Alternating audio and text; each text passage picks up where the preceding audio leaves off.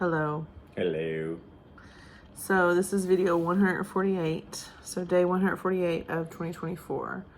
Chronologically documenting our adoption journey. So Journey to the center of the earth. pretty sure I wore this shirt in yesterday's video, and I put it on yesterday just for the video and then took it right back off. So it's still clean. This is one of my orphanage shirts. I wear black every day because I'm in mourning. You wear black every day, even when you're not in mourning. So, if you've never watched our videos before, we're adopting two little girls from Liberia, and we, in our infinite wisdom, decided to come live in Liberia and say, let my people go 104 days ago. And our people have not been let go. Nope. They're still at the orphanage. So today's Memorial Day, and I know, my two grandfathers fought. My grandfather, my grandparents on both sides gave to the war efforts. My mom's dad was in World War II. My dad's dad was also in. He was in the Korean War. And then my dad's stepdad was in Korea and Vietnam. So military stuff, but I wanted to read this Memorial Day quote, kind of in light of what we're doing here. May we think of freedom not as the right to do as we please, but as the opportunity to do what is right. And that's a Peter Marshall quote. I'm going to just read it again. May we think of freedom not as the right to do what we please, as we please, but as the opportunity to do what is right. And that's, that's the big reason that we chose to adopt these kids, is we knew about them, we had the resources to do it, and we felt like it was the right thing to do. We felt like that God chose us, and we wanted to choose them kind of in honor of that as well, and give them a chance to have a future, as their birth mother requested in her letter, explaining her reasons for choosing the orphanage for them in the hopes of adoption, is that they would have a future. Not a great future, not go to college and get horseback riding lessons and go to soccer camp, but a future where they're not starving and they're not dead. A future. So, but we're trying to do what's right here. And it's, I feel like in the United States, doing what is right is right, maybe a little easier than it is to do what's right here in Liberia. Partly because of the poverty that's here. I think that when you're choosing between doing what's right and holding out so you make sure you get a paycheck to reimburse you for your work, which, that's, people are saying that the police are holding the police report out because they need more money for their budget. And I get it, that's the, but if you're showing up every day to go to work in a job that you know for sure they're not going to pay you on time, just do the job. Or go do another job or do something different, but don't pretend that you're going to do something that you're supposed to do. But I also see the flip side of that. And this country, because of its economic status and struggling status, it does get a lot of help from other countries. And whether or not those budgetary donations are being met is hard to say. Because I've heard off the cuff comments by friends of ours like, oh, well, 50% of the police is funded by the U.S. government. I'm like, well, if we know that that's true, then how come these people aren't getting paid? Because the U.S. meets their payroll. If the U.S. government didn't meet their payroll, they don't, it doesn't, that doesn't happen, because people will revolt in the street. So rather, I think that the police, if they're going to hold out, just hold out and don't do anything and make them pay you. Don't half do your job and then say, well, it's done, but we need to meet our budget. And that's just a theory that some people have. We did hear from a contact at the Ministry of Gender today, and a higher up contact, that the AFA, Africans for American Adoption, police report is completely done and the recommendations have been made, but that the Small World report still sits with the police.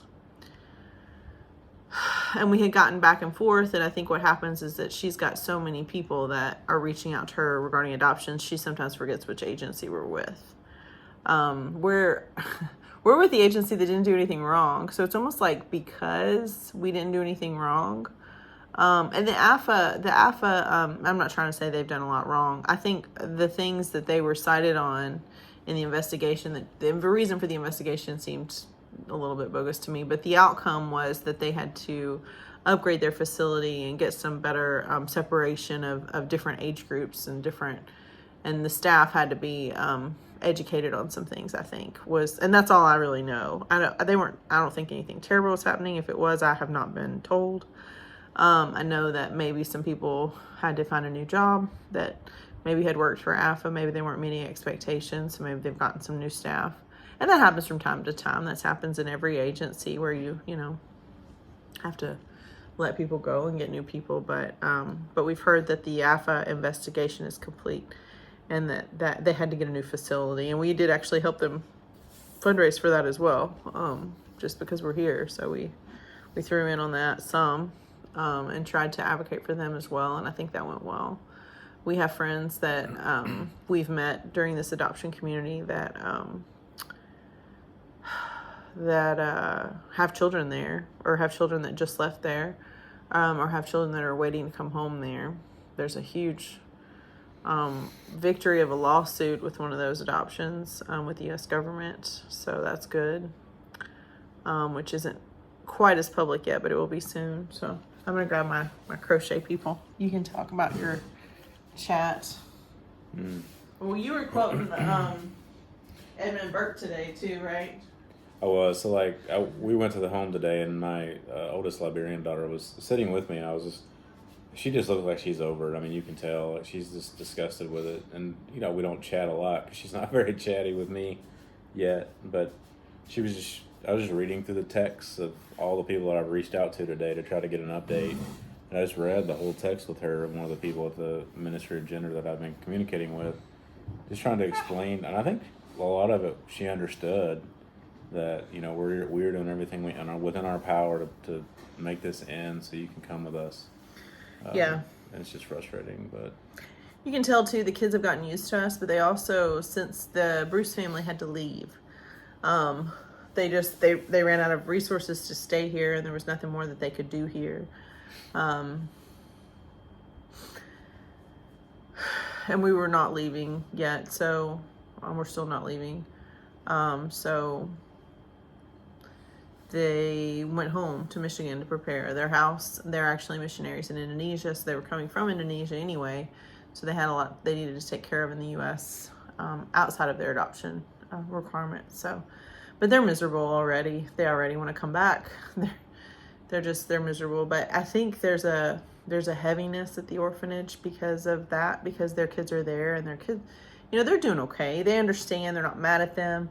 It can't be helped. And they were just as sad before. I mean, they're sad, but they were sad before, they were sad when they were visiting every week. So I don't, but the fact that they left without taking them with them, it was, it's a blow to them. And it's not a blow that the Bruces delivered. It's just, it was already, every time we visit those children and we leave and we don't take a kid with us, every single kid sees that, and they're it's not supposed to be that way, and they know it, and they know something's wrong. So we did give all of the staff the bonuses that we talked about, that you guys helped with that. And then Jeremy and I did a separate thing for the director, just our gift to him.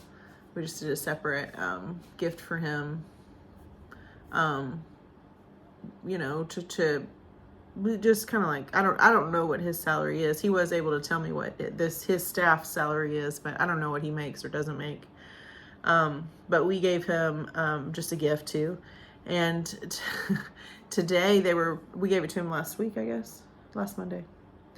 And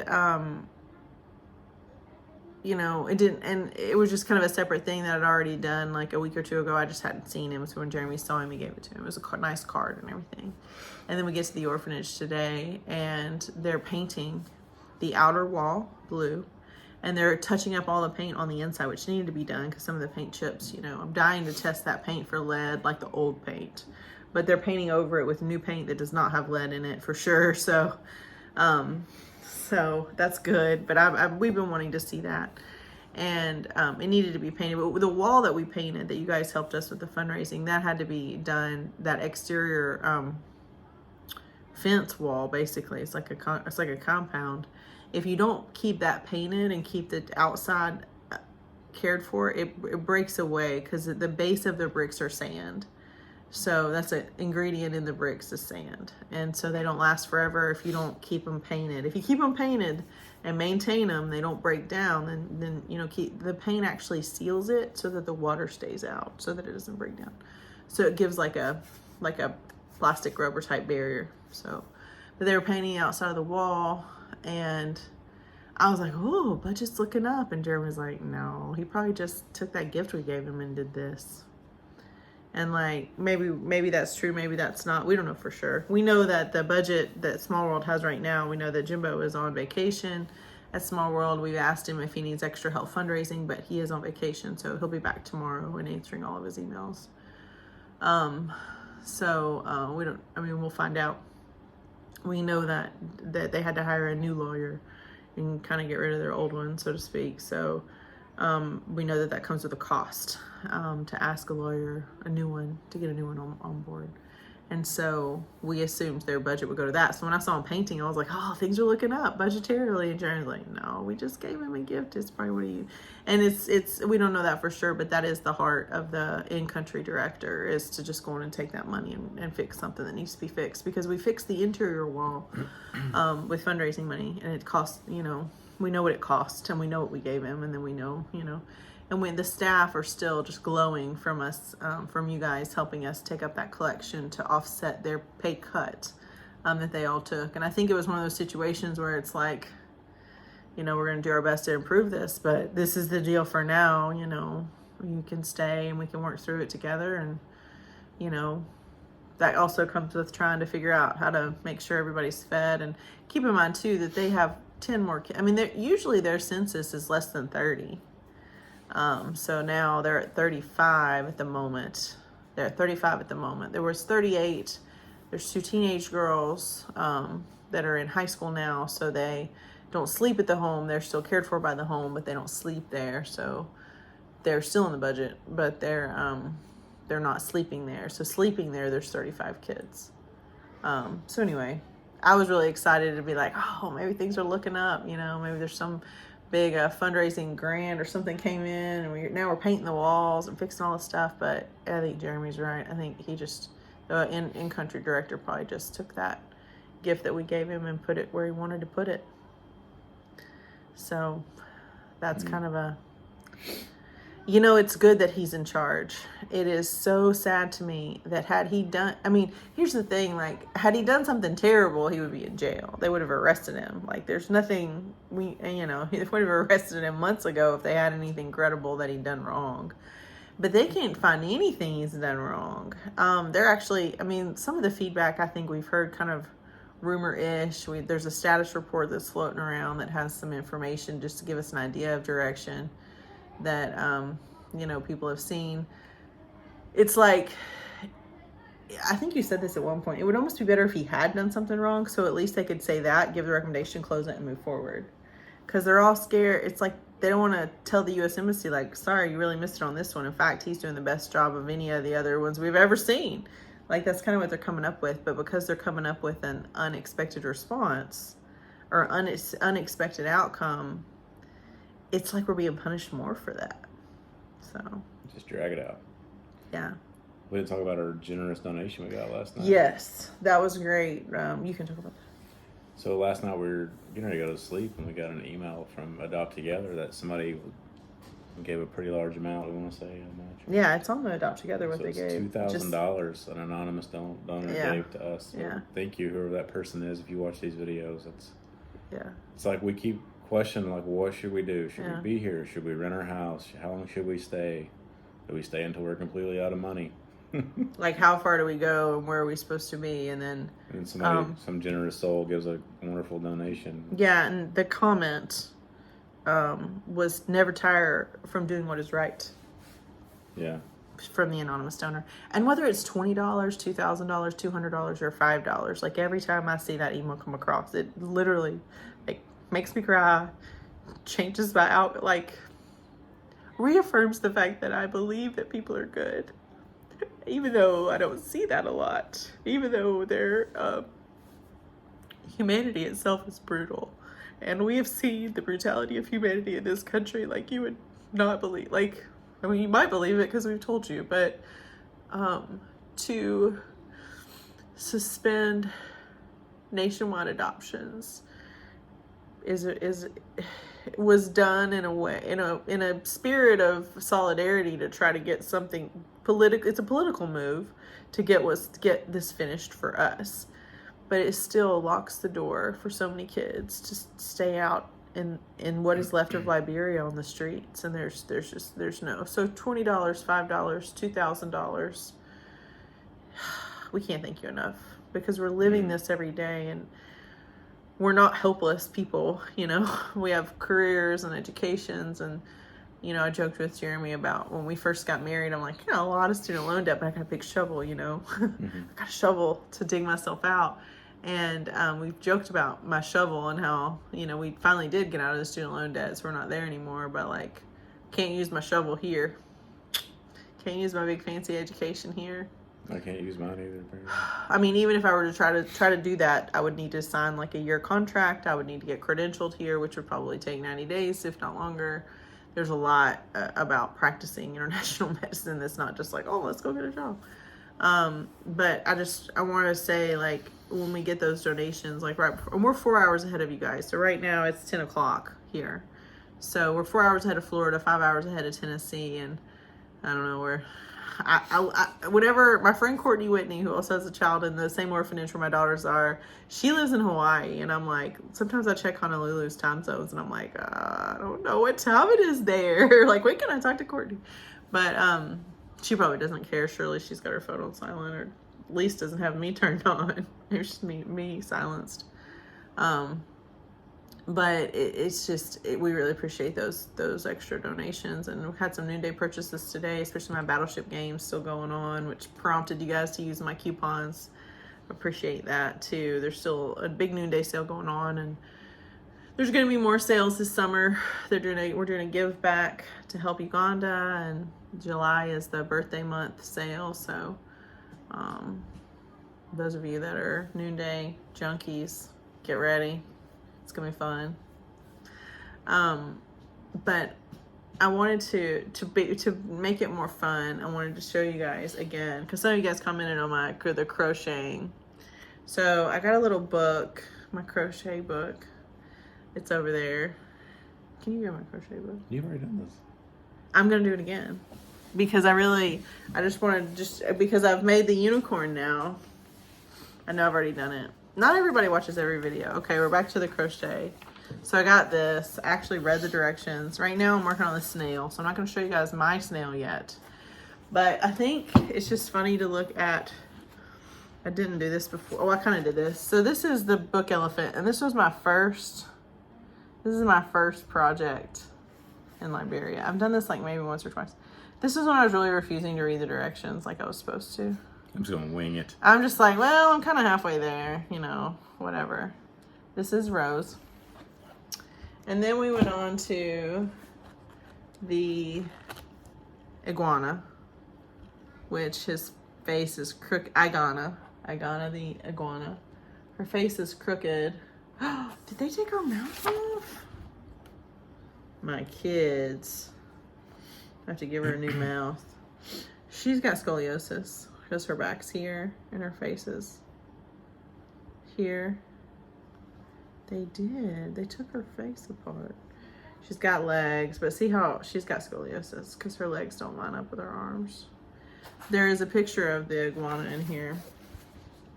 And then, like, those of you that are my good friends, you know that I'm pretty type A. And so to show you my disaster is not really. So this is the iguana in the book. And this is mine. You know, it's just not the same. Oh, we love you though, iguana. I don't know if I put a mouth on her or not. They probably pulled it off. And then there's the dragons. So these are alligators / penguins. They got the penguin wings. One of them's got owl wings, actually. This is Samson and Delilah. These are the dragons. Remember the lady on the radio? I don't really have, huh? Remember the lady that would do the late night radio, Delilah, that played like the love Delilah. music. Yeah. Love songs after dark. Is that what it was called? I think so. See, this is the alligator. So when I made this one, I made the nose way too long. Jeremy had all kinds of jokes. But then I was trying to use this one as an example for this one, and I was like, why won't the nose look right? And then I realized it's because I did the first one wrong. So Samson and Delilah, they're in love. And then I tried to make a unicorn, but it ended up being an octopus / squid / jellyfish. This is Jet. My kids are already pulling Jet's eye out. Jet the Jelly. Well, Jet the Jelly, yeah. Jet the Jelly. It's kind of cute. Not much to him. But I'll show you what the jellyfish is supposed to look like. I think he's supposed to look like that. No. You're so supportive. So this is a jellyfish. It looks like an octopus. Well, it's supposed to be Junior the jellyfish. Jet the jellyfish is better. So it's not really the same. But, you know. It's getting there. It's getting there. Now, the last one I'm super proud of. This is how insane I am. This is how nervous I am. Like, this is what I do when I'm anxious. I'm getting faster at it because I'm so freaking anxious all the time. Yeah.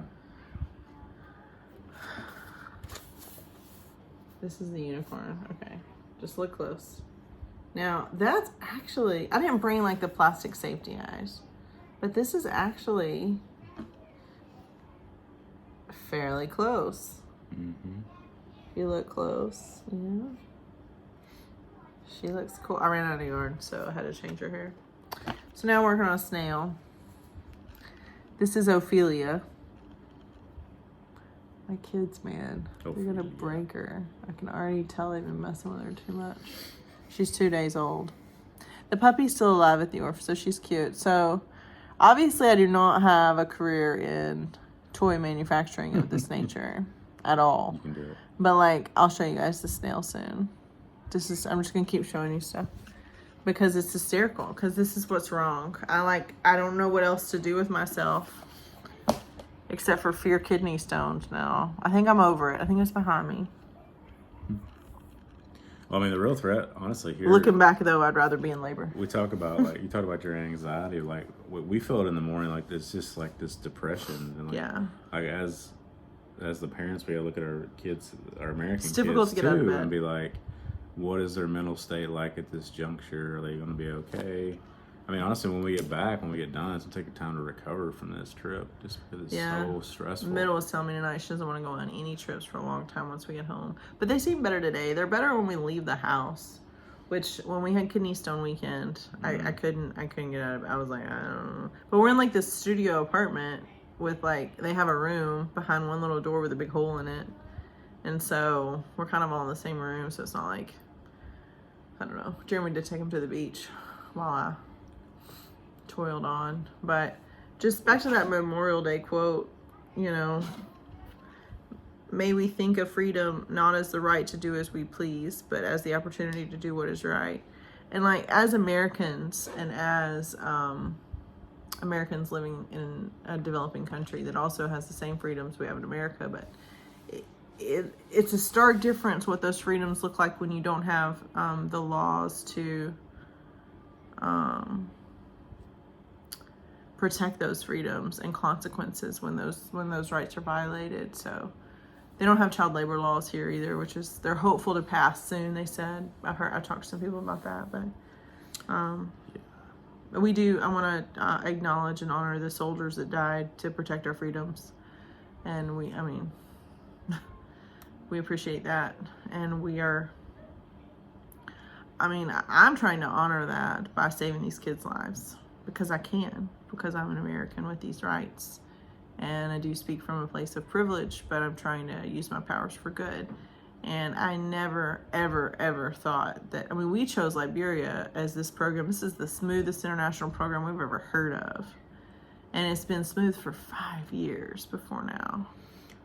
Well, and as we're driving to the home today, I see like literally young people that can't be over 10 selling bread on the side of the road. And I'm or like, fixing cars. like, how is that? Washing cars. That's the most vulnerable in your society. And that is the trafficking victims right there. And you're worried about orphanages and adoption service providers being traffickers. It's just something is so backwards in this thought. This is what I sent out today to some people at the MOG. The Ministry of Gender that holds our kids hostage with their suspension. I like this quote. Their illegal suspension. The only thing necessary for the triumph of evil is that good men do nothing. Mm-hmm. And there's been a lot of doing nothing. Edmund Burke. Yes. So I didn't get a response from that The only one. thing necessary for evil to triumph is for good men to do nothing. And they're just sitting on their hands. And there's a lot of controversies about that quote. Edmund Burke said it, and there's somebody else that said it. Everyone's repeated it. The idea of, and that's why we're so appreciative of these like $50 donations, $2,000 donations, noonday necklace purchase, noonday bracelet purchase, whatever. What you're doing with that is you're exercising your right to do what's right. And we appreciate it. We're trying to be the hands and feet of Jesus in Liberia right now, and we're trying to stay positive when we talk to, our friends, we hang out with our driver a lot, he's very encouraging. He's like, it's going to be okay. You're going to be okay. It's going to be fine. And I believe him that it is going to be fine. And I believe myself when I say right now it is fine. But it shouldn't be this hard to do what everyone agrees is right. You can have debates about right and wrong, about all kinds of issues for days. People talk about guns. People talk about abortion. People talk about economics, taxes, property lines, wars overseas, like all of these things. And there are valid points on both sides of all of those arguments. There are valid points. And it's not just clear. It's not like a pure and genuine thing, like the Bible states about orphans. Like, it's just not clear. Those arguments are not what I want to talk about now. But even though there's right and wrong in both of those arguments, there are reasons to do this or do that. All of those issues that I just listed are hot topics, and they all have so many layers. But when a kid doesn't have a family to care for them, and they're orphans, either by death or by economic disabilities or poverty or whatever it is, even mental illness can sometimes strike these people. I mean, it's difficult for us to stay completely mentally healthy while living in Liberia. So, I mean, the people that live here their whole life, like, I can understand not being able to care for your children if you are, if you have a mental illness that you're born with and then you have to try to survive here. It's difficult. The resources are not there. Scarce. So the reasons that these children, the definition of an orphan is a child that has one or both parents that cannot care for them and meet their basic needs. And I would say that if you were to take a poll of humanity in general, there's an orphan. We found him a family. The family got vetted by the governments on both sides. What do you think should happen next? I would be hard pressed to find someone. I don't think we would find someone that would just openly, not readily. I mean, you may be able to search under a rock somewhere and find someone that's like, adoption is terrible. But, I mean, faced with starvation versus a family that's been vetted by two governments, two countries of child welfare interest, what should we do next? Yeah. Everybody will agree. And whether they agree or not, I mean, you can look at our Adopt Together and how much we fundraise. We're not allowed to give to that account, so none of that's our money. So that's openly people have been giving. People are still like, we got people doing textile drives for us in Tennessee and in Florida now. Allison Sanders is collecting in Tennessee, and Paige is collecting in Florida, and everybody in Florida is helping her, and because Tennessee's where we're from, and everybody in the middle is probably doing stuff too. And then the people in Texas are like going nuts over the Butler's case, trying to help them. I mean, because nobody wants to pay any more money that they don't have to pay. But at the same time, it's just, what should you do next is a no-brainer for anybody in the world. And I never look at it this way too, like Small World in Liberia saved our Liberian kids' lives. Yes, they would have starved to death. And to have a government say that whether it's my government or the Liberian government say that agency is not doing a good job is disturbing, and that because they literally saved our kids' lives. I mean, saved all of their lives, and it's different. You know, you hear these numbers, you see these stories, and we always have known our story. We know the stories of the children that came before us. We know we have a friend that adopted a 13-year-old who's now 15 from the same orphanage, but that child was in a different orphanage and basically had to be rescued from there. And for 4 years, every week, the orphanage director at Small World visited her at this corrupt orphanage every week and asked for her to be freed, asked for her to be freed, asked for her to be freed, asked aggressively, asked assertively, begged, but would not bribe that corrupt orphanage to free her, but just kept asking and kept asking and kept asking. And one day, she just walked out. Probably because of political pressures put on him, probably because of, who knows, probably all kinds of stuff, but finally she walked out. And we know, like her, I mean, that the plans that this orphanage director from this corrupt orphanage had for this child was not good. And many children. But he's still in business. And they're coming after us. He doesn't do international adoptions. Mm. He says he does them, and that's how he gets money, and then you find out it's a trick. But that being said, there are a lot of lives to be saved, but that's just one. Those are just 3 children we've told you about. Our children were very close to starvation. Like, they were okay, but it was getting to that point where it was like borderline. Whew, we won't make it another 6 months doing this. And they had extended family members caring for them because they don't have biological parents surviving that can care for them. So, you know, it was village type. Everybody's trying to help. You know, ratios of 7 or 8 to 1. 7 or 8 children to 1 adult without a job. Just trying to grow stuff in the backyard kind of thing. Mm. So, that being said, we know that, and as we've gotten to know, you know, today I was connecting with one of the other matched families that I haven't connected with as much. I didn't know them before, but I was talking to them today, and I've gotten to know their kid, and he's crazy fun, and I love him, and I'm like, you know, if you weren't matched already, buddy, like, I'd be asking.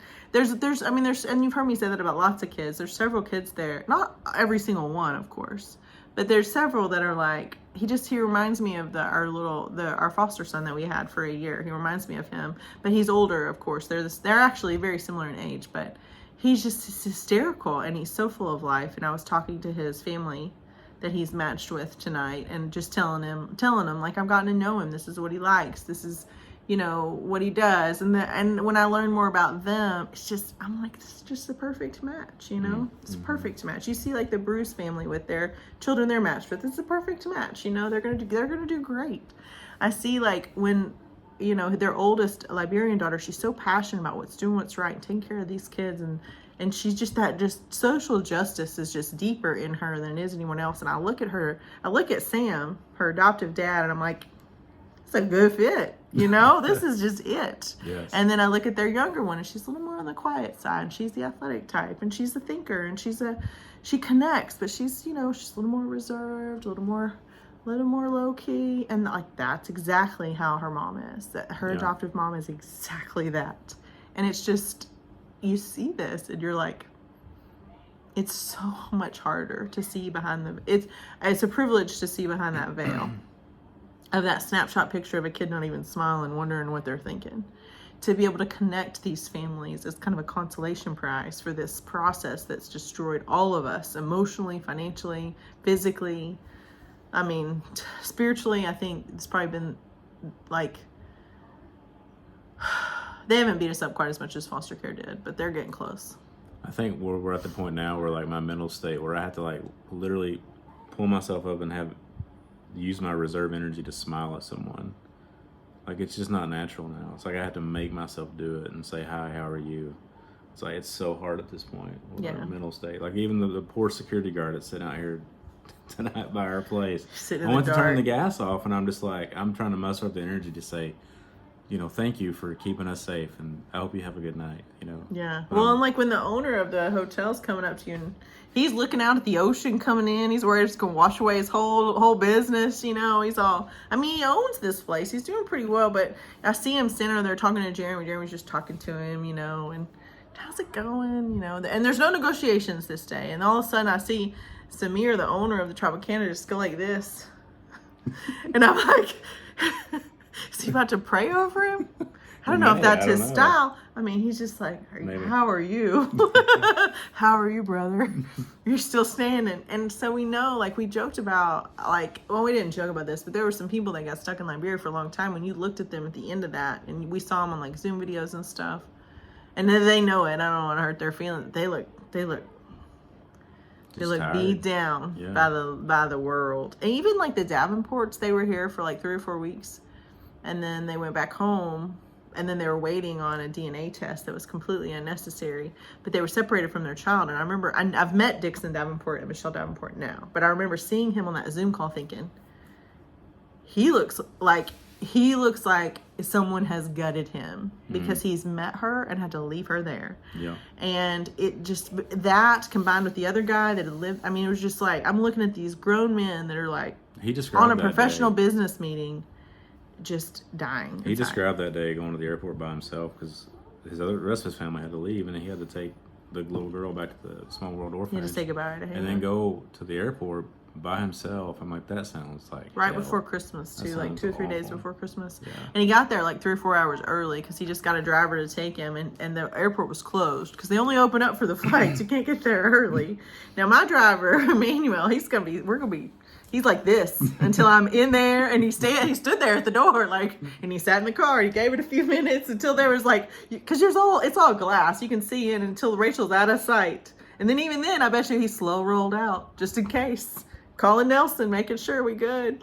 And but you can't get there early. So he had to just hang out outside the airport. I think he found a restaurant or something, but his driver left him. Sinking feeling.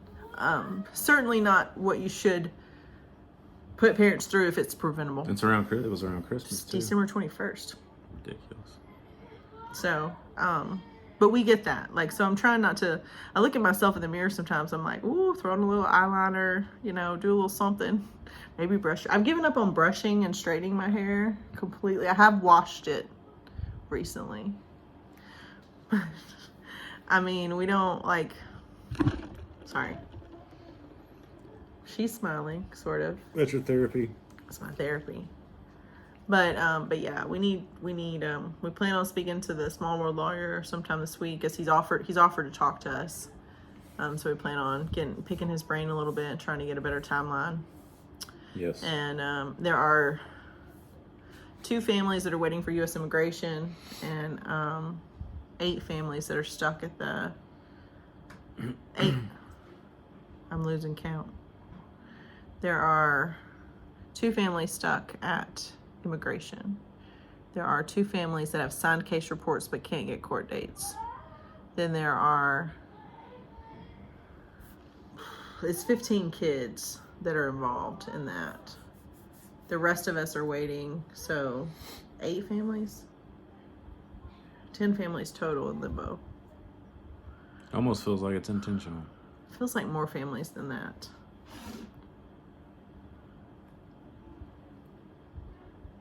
See, I want to say the Butlers. Yeah. You counting us? Okay, stuck at the emoji is us, the Lipes, the Gaffeys, the Warrens, Clarks, Godfreys.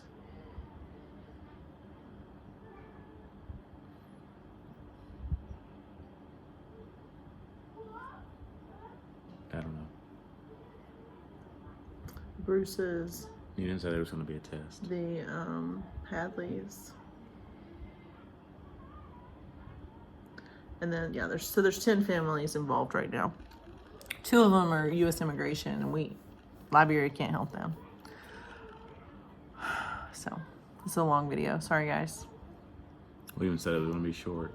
Yeah, well, we're tired, but I feel like as much as the feedback that we get from you guys and the comments that you make, the side messages that you send us after you watch these videos, I think you guys are our therapists.